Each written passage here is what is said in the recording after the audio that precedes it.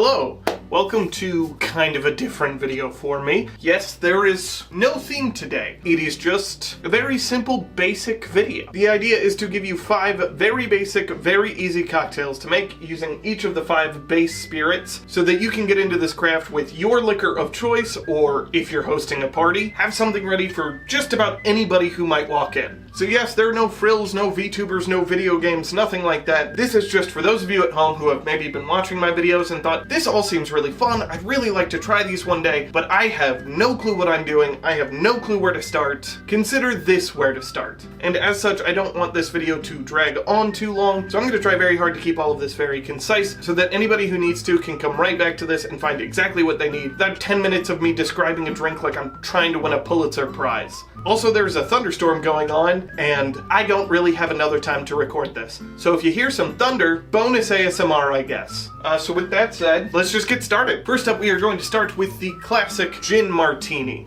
What I have here is something I just learned existed and is extremely delicious. Nikka Coffee Gin, made by Nikka, a Japanese whiskey distiller who makes my favorite Japanese whiskey, Nikka Coffee Grain Whiskey, because it's practically Japanese bourbon. But this gin is made with 4 different Japanese citruses, which I cannot remember all the names of off the top of my head. I will put them right here. But I know it has yuzu and shikwasha, which longtime viewers of the channel will know I am obsessed with, and you cannot get here in almost any form, so the fact that there's any of it in here makes me very happy. Now I'll also say there is a much easier gin cocktail, the gin and tonic, but that's just gin and tonic. So you're not really learning anything with that. So I decided to go with the classic gin martini because I think this is a really good place to start opening your palate into those more complex flavors of cocktails. You've got the dry vermouth and you've got a little orange bitters. So it has nothing too crazy yet, but still has enough going on to help you learn what to look for when making a cocktail. Plus it is extremely modular these days. What I'm making is generally referred to as a wet martini, which is just to say this is the original martini, but as dry martinis became way more popular, those kind of took over the name in general, and so this needed a new one, so people call it a wet martini because it's not dry. And I'll explain those differences after we make it so you know what I'm referring to. We're going to start with 2 ounces of gin, 1 ounce of dry vermouth, and 1 or 2 dashes of orange bitters. Put some ice in there. And contrary to what James Bond would have you believe, a proper martini is stirred.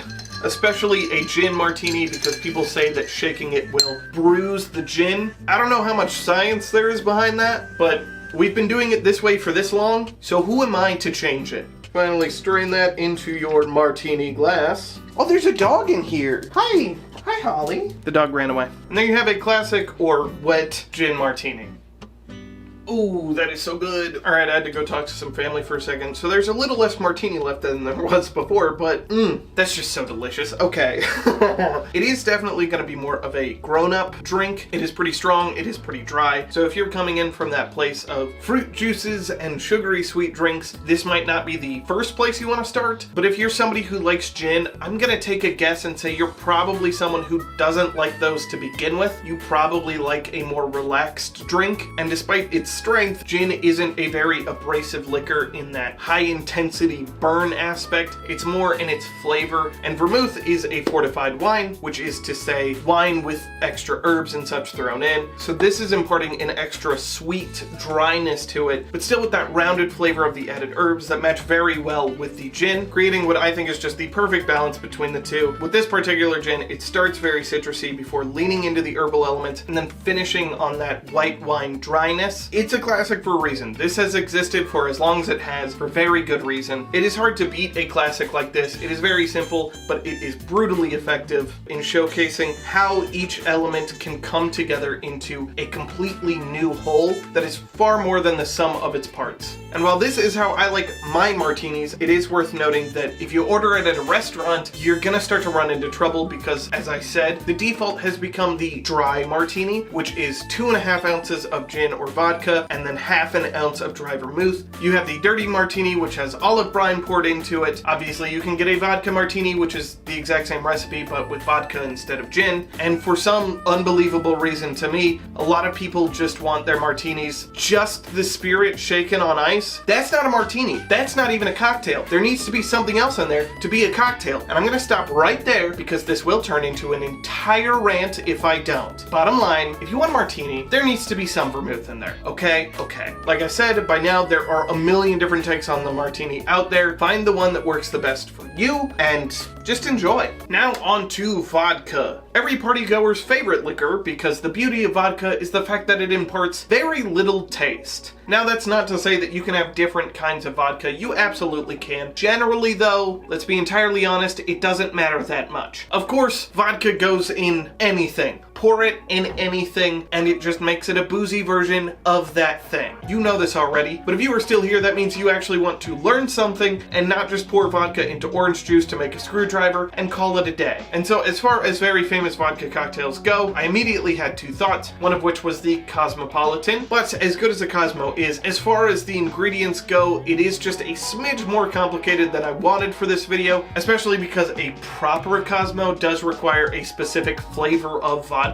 And so instead I opted for, if the cup didn't give it away, the Moscow Mule. You're gonna start by putting some ice in your cup because we are going to build it directly into there, and start with 2 ounces of your vodka. I'm once again using the recently discovered Nika coffee vodka. Again, it doesn't matter that much. I just think this one is really good and super smooth and pretty sweet because it's made with corn and barley. It's really nice. If you like vodka, I highly recommend this one. It would also make a great martini now that I'm thinking about it. Next comes half an ounce of lime juice. And then just go ahead and top it with some ginger beer and garnish with a lime wedge. And there you have the Moscow Mule.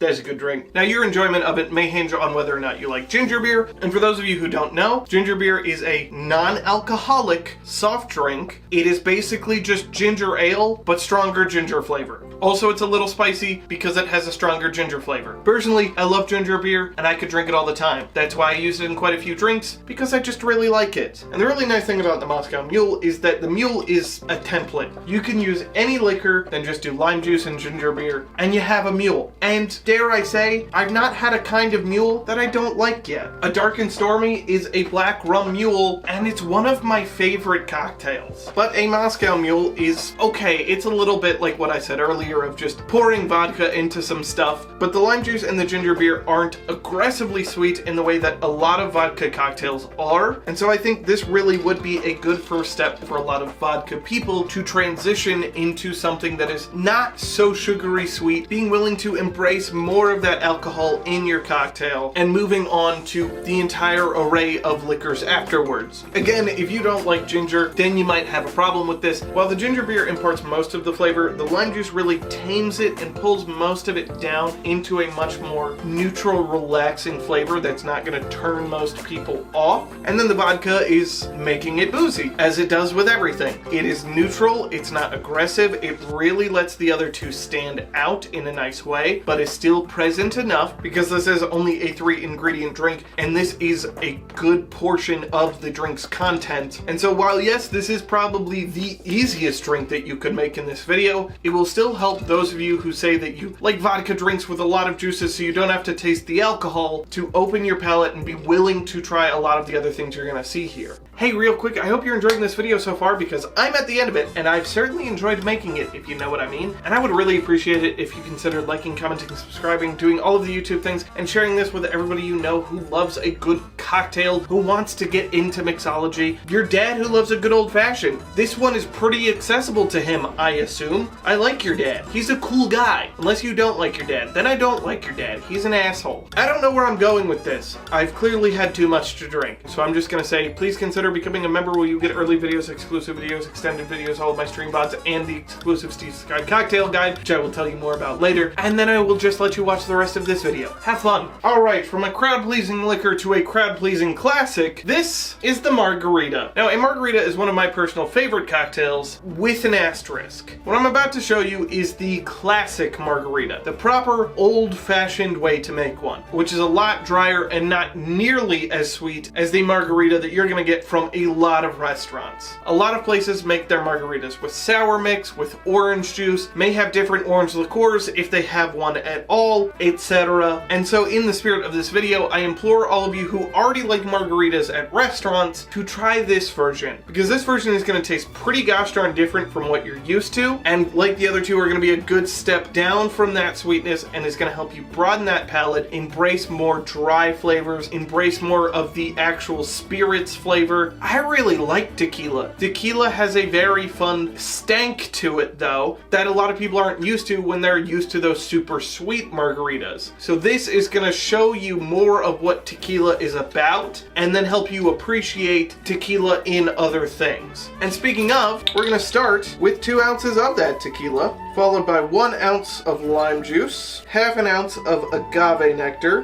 which is sweeter than most simple syrups, so don't think this drink isn't sweet at all, because it is. And finally, half an ounce of triple sec.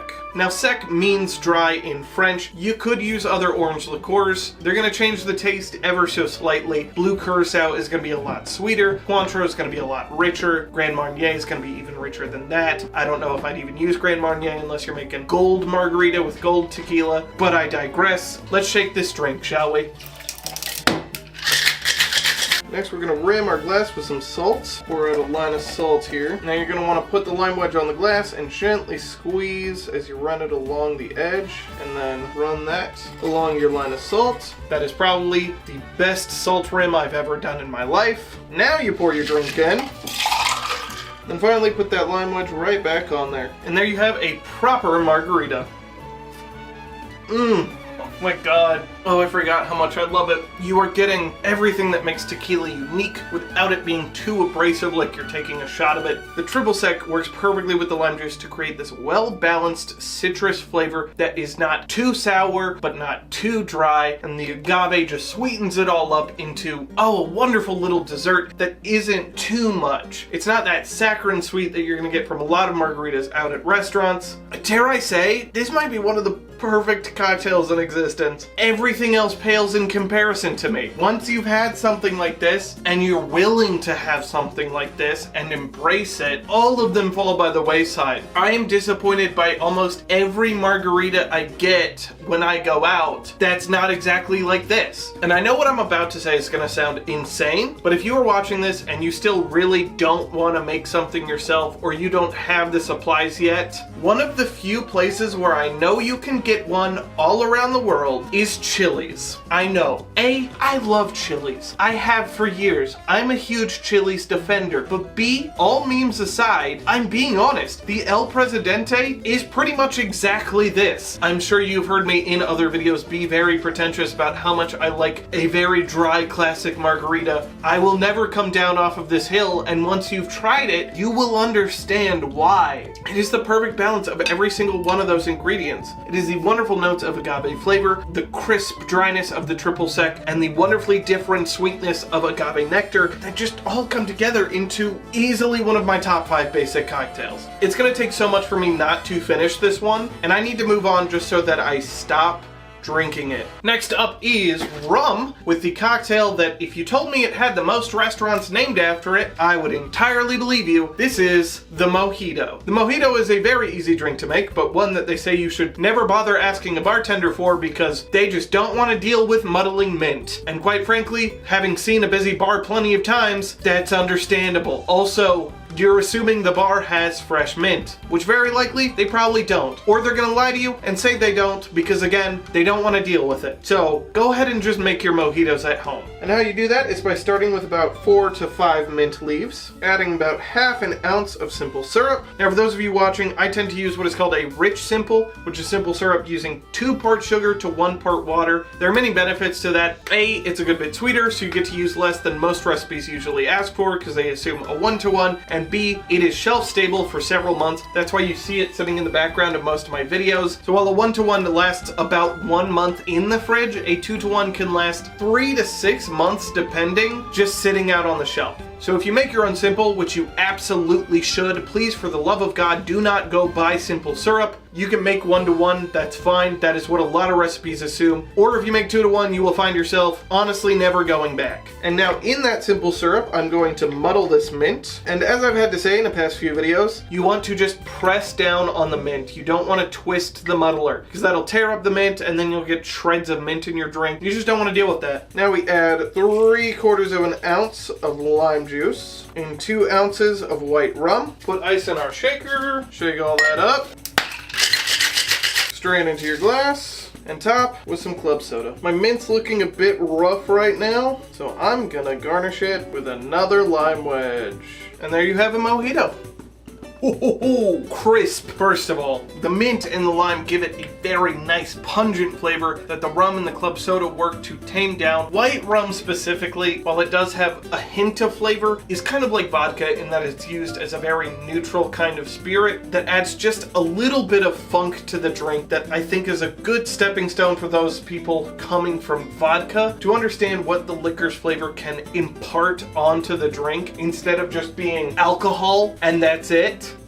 Like here, it is very tame, it's very much at the bottom of the drink. You are mostly getting that mint and the lime juice working together to create the perfect summer drink. This is aggressively refreshing. And the club soda obviously helps with that. That's obviously the most neutral thing. It just makes it easier to drink. It's very accessible. I would call it very much a stepping stone between the Moscow Mule and the Martini. This is in the middle where it's still a little sweet. You're still getting a bit of that fruitiness from the lime juice, that sourness that's really nice in there, but the mint keeps it crisp, more like the gin. The rum keeps it strong, more like the vodka. It is just a nice 1, 2, 3. I probably should have been doing this throughout, but now that I think about it, I'm gonna say it. If you are someone who likes just fruit juice and vodka, super sweet, super sugary, you don't want to taste alcohol, here's the order I would recommend. Depending on which one of the two you like more, if you like more vodka stuff, start with the Moscow Mule. If you like more margaritas, then start with that margarita. Then you come down to the mojito, and then whichever one you didn't do first. So if you started with the Moscow Mule, go to the margarita. If you started with the margarita, go to the Moscow Mule, and then the gin martini. And our last one will be last because as much as I love it, as much as it is a sweet, wonderful little candy of a drink, I understand that my favorite liquor isn't for everybody right off of the bat. You might have to learn to love it a little more than tequila or rum. That's fine. But enough talking about other drinks in the mojito spotlight. Make a picture of that and drink it like it's sweet tea and you're a southern grandma on a hot summer's day. It's an island drink. It's beautiful, it's crisp, it's refreshing, it's an island drink. That's the point. I love it. That's mojito.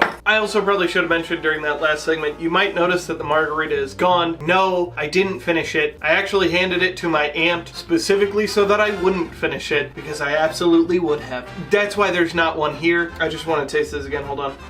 Fuck, man, they're all so good, dude. But, as good as they all are, we have come to probably my favorite basic cocktail. Of course, with bourbon and whiskey, there was no way I wasn't going to do an old-fashioned. And while I could easily talk your ear off about the history of the old-fashioned and how it is technically the original cocktail, if you want to get specific with semantics, but even then, it's a weird anachronism of that, blah, blah, blah, blah, blah. Either way, it was good, it is good, it will continue to be good. This is a cocktail that has not died because it's just delicious. And of course uses my favorite of the liquors, bourbon. Or whiskey, I guess. But, I mean, come on, you're watching me. You think I'm not gonna use specifically bourbon? That being said, I am using Kentucky Owl's Takumi edition, which is honestly probably way too expensive for me to be using on an old-fashioned, but I was given this by my uncle under the assumption that I would use it in something for the channel. But there's been about this much left in the bottle for a long time because I drank this much just for myself because it's very good. I felt bad I haven't used it yet, so I'm going to use it right now. Do you need a bourbon that is probably over $200 to make an old-fashioned? Absolutely the fuck not. Use whatever bourbon you want. Again, this is kind of sacrilegious. That being said, the kind of bourbon you use will impart very drastic flavor changes on your old fashioned because, much like the Martini, this drink has very few ingredients and a vast majority of the drink's content is the bourbon or whiskey you use, so the flavor of it will have a massive effect on how the drink tastes. So find your favorite bourbon and then make an old fashioned with it. Or make an Old Forester old fashioned, because that's going to be really sweet, and that's probably what you want if you're watching this. So anyways, enough rambling, it's time to do some drinking. We're going to start with 2 ounces of our bourbon or whiskey of choice. Bourbon is going to be a lot sweeter than most whiskeys. If you want more baking spice or burn, go with a rye. Maybe this is a hot take from an American, but considering cocktails were invented in America, you probably do want to use bourbon or rye because they are a lot sweeter. They don't have that peaty flavor that Scotch and Irish and Japanese whiskey have. In general, the point of a cocktail is to be a sweet little treat, and bourbon and rye are likely to be a lot sweeter than other countries' whiskeys. And now this part is very much to taste. I am going to do a bar spoon of simple syrup. That's because I don't like my old fashions too sweet. I would say a safe amount is 1/4 ounce of simple syrup. I would not go over 1/2 ounce of simple syrup, and even then I would say only go to 1/2 ounce if you're using 1-to-1 simple syrup because it's not as sweet. But again, that part is very much to taste. What is not to taste though is that you are going to want 2 dashes of Angostura Bitters, and that's pretty much it. Let's go get some ice. And then, much like a martini, an old fashioned is stirred. Fuck! Oh, that's not even fully frozen. That's crazy. Whoa. Only the outer layer is frozen. Oh, that's awesome. I'm gonna pour that into my rocks glass. You know what I'm gonna use? Hold on. Despite everything this man has done to me, and by that I mean made me blend a drink one time, I'm going to pour this into my Axel Sirius glass. Consider that a buried hatchet. And the last accoutrement, we are going to garnish with an orange peel. And there you have your old fashioned. Oh, that's a drink right there. Oh. God, I love the old fashioned. Now, if you started at bourbon or whiskey, this is obviously your first step. For the rest of you, this is probably the last step in your journey. But boy, what a step it is. The bourbon is obviously the main attraction. Whichever one you use is going to impart a very different flavor profile on what you're drinking. But that is not to discredit the Angostura, which you all know I love very, very much. Angostura is baking spices, allspice, cinnamon. It is near impossible to describe until you've tasted it. But oh boy, it is a baked treat in a bottle. And despite just being an orange peel, and you saw me pinch over the drink, that imparts so much flavor into this because there's so little else in here that orange really becomes a prominent flavor in the rest of the cocktail. This is my perfect drink. I love nothing more than I love an old fashioned. It is not for the faint of heart. It is a beautifully sweet piece of candy. Really, truly, it is. But if you are not used to whiskey or bourbon yet, if you are not used to that burn and the richness that it has, it can be off-putting. That is not in any way to say that it is bad. Obviously, I think this is the best thing I've had tonight, which is saying a lot. If you are watching this to learn, then this is the final exam. It's so good. I love nothing more than an old-fashioned. That's why my personal cocktail, the SteveSekai, is an old-fashioned, which you can find exclusive in the SteveSekai cocktail guide, exclusively for my members. It showcases everything beautiful about the spirit you're drinking, with just enough added to create a sum more powerful and beautiful than its parts. And so, with that, I would like to say thank you so much for watching this video. I hope you enjoyed watching it because I certainly enjoyed making it, and I hope you learned something. I hope that this inspires at least one person to go try and make one of these drinks and broaden your horizons a little bit. Get into this hobby. There's a reason I pivoted my entire channel into making cocktails. There's something intoxicating about it. But again, I said I'd try to make this short, so I'll try to make the outro short too. So if you enjoyed this and would like to see more basics of mixology, please let me know down below. If you made any of these and got into mixology through this, then please let me know down below. I would love to hear from you. And while you're down there, please don't forget to like, comment, subscribe, do all of the YouTube things, and consider becoming a member over while you're at it, where you will get access to early videos, exclusive videos, extended videos, all of my stream VODs, and that aforementioned SteveSekai cocktail guide, which has just about every recipe I have made on the channel, as well as a few that I have made off. But if you can't, that's fine. Just liking, commenting, subscribing, and sharing are all very much helpful and all very much appreciated. So thank you one last time for watching. I'm gonna go finish this old-fashioned.